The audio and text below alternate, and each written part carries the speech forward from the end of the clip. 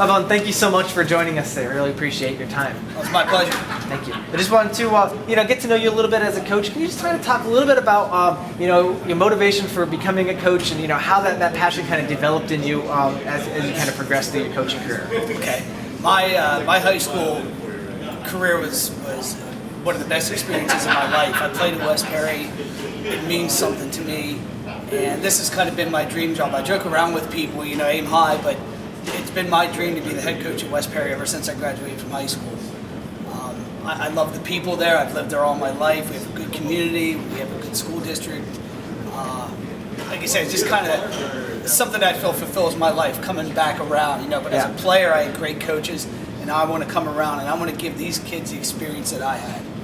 When they leave here, I want them to say, this is awesome. This is the best experience I've ever had in my life. And I'm glad I did this.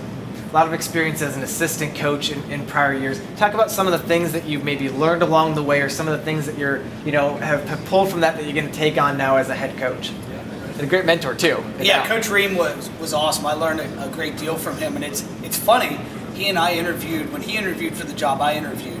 And when I first met him, he came down. I was running the weight room, and he came down and he introduced himself. And I said, Coach, I interviewed for the job also, and I said I didn't get it. And he said, I know, I'm glad about that. But he taught me a lot of things. He taught me things about organization, how to deal with kids, how to deal with parents, how to deal with adversity. And even now, I call him up and I talk with him. There have been some sleepless nights, and he said, get used to those.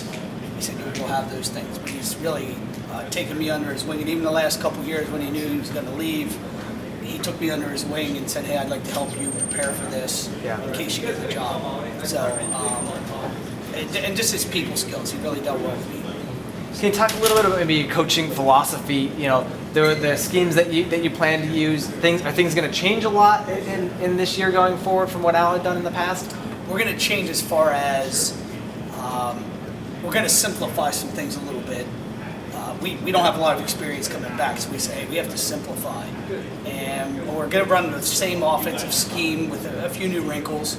We're going to try and, as far as the practice philosophy goes, we want to be boom, boom, boom, boom, boom, get into things. Defensively, we're going to switch from, we ran a 4-4 in the old division we were in. With the new division, we felt that we would be better running a 4-3 based on the teams that we play and what they bring to the table. So that's a little bit of a change, but I hate to describe myself, but I'm an excitable guy, and I want to make this exciting. I want people to be excited and really be into it. One of the things I feel that we kind of lost over the last couple of years is people weren't excited about practice.